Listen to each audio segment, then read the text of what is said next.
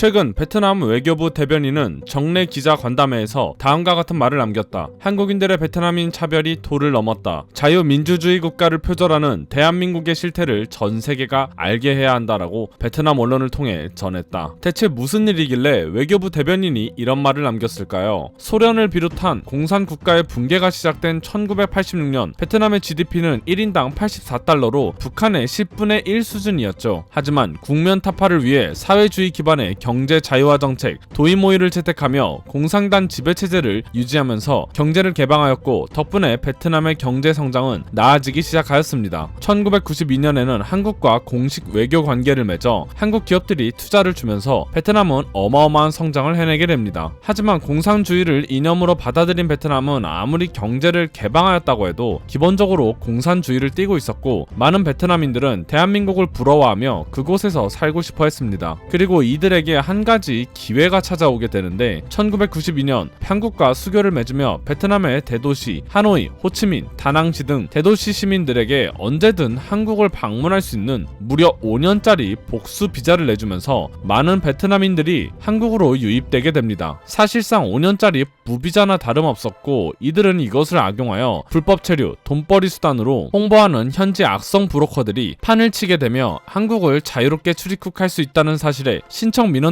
매년 구름처럼 몰리고 있었습니다. 하지만 우리는 이들을 너무나 착하게 보았습니다. 원래는 고학력자가 많은 베트남의 3대 도시 사람들만 비자를 받을 수 있으나, 베트남 현지 공안들이 불법적으로 돈을 받고 서류를 위조해 베트남인 누구나 돈만 있으면 쉽게 받을 수 있는 실정이 되었습니다. 사실상 베트남 정부에서 직접 나서 외화벌이 수단으로 한국에 불법 체류자를 보내는 이상한 양상이 되어버린 것인데요. 이에 한국 정부가 대유행을 핑계로 베트남인에 대한 비자 발급을 중단하고 이들의 입국을 막자 베트남인들은 매우 크게 화를 내기 시작하였고, 베트남 정부는 한국에게 매달 비자 발급과 입국을 허락해달라 요청하는 상황이 돼버린 것이죠. 그러자 이제는 어떻게든 한국에 들어오기 위해 학생들을 위한 유학비자까지 이용하고 배를 타고 밀항하기까지 하는 별의별 방법을 다 동원하였습니다. 하지만 베트남 불법 체류자로 인한 범죄율이 날로 갈수록 증가하고 이제는 통제할 수 없는 지경까지 가자 한국 정부는 불법 체류자에 대한 무관용 원칙을 내세우며 국내 불법 체류자 근절을 위해 자비 없는 정책들을 보여주고 있습니다. 그리고 최근 실시된 불법 체류자 대규모 당속을 통하여 불법 마약 파티를 즐긴 베트남 불법 체류자 33명을 검거하였는데요. 헌데 이와 관련해서 베트남 정부가 한국인이 베트남인을 차별한다며 이를 되려 비난하고 나섰습니다. 부산경찰청에 따르면 검거된 베트남인 33명은 경남 창원시 베트남인 전용 노래방에서 마약 파티를 즐기다 적발되었고, 이들 중 29명은 과거 유학생 신분으로 국내에 들어와 불법 체류 중인 베트남인들이었으며, 나머지 또한 불법 체류 중인 베트남인으로 확인되었다고 전했습니다. 베트남 정부로서는 굉장히 부끄러워해야 하는 상황이지만, 문제는 이와 같은 소식이 한국 언론을 넘어 전 세계로 퍼지면서 심지어 미국 CNN에까지 소개되며 베트남이 국제적 망신을 당하게 되었다는 것입니다. 이 때문에 베트남은 안 그래도 부족한 관광객들이 이 사건으로 인해 줄어들까봐 굉장히 노심초사하고 있는 상황인 것인데요. 그리고 최근 베트남 외교부가 이 사건과 관련하여 한국에 대한 직접적인 발언으로 물해를 일으켰다는 소식이 전해졌습니다. 내용에 따르면 베트남 외교부 정례 기자간담회에서 외교부 대변인이 최근 한국 경찰에 의해 마약 파티를 벌인 혐의로 체포된 베트남인 33명에 대한 이번 사건과 관련하여 한국 분들에게 송구한 마음을 전하지만 아직 구체적인 사건 경위가 밝혀지지 않은 상황에서 이를 외국 언론사에까지 과장하여 퍼뜨린 행위를 규탄한다며 한국인들의 베트남인 차별이 도를 넘었다, 자유민주주의를 표절하는 대한민국의 실태를 전 세계에 알려야 한다고 전했습니다. 아직 사건 결과도 제대로 안 나왔는데 왜 외국 언론에까지 퍼뜨렸냐며 역으로 책임을 묻고 있는 것인데요. 이에 대해 부산경찰청은 한국 정부는 불법적인 경로로 체류 중인 외국인들에 대해서도 차별 없는 공정수사를 원칙으로 하고 있다며, 무엇보다 한국 사회를 좀먹는 마약에 대해서는 외국인이라 할지라도 엄벌로서 다스릴 것이라고 말을 이었습니다. 또한 최근 증가하는 베트남 불법 체류자들에 대한 수위 높은 단속을 더욱더 강화할 방침이라며, 이를 위해 외교부와 공조하여 추방 절차를 간소화시킬 것이라고 전했습니다.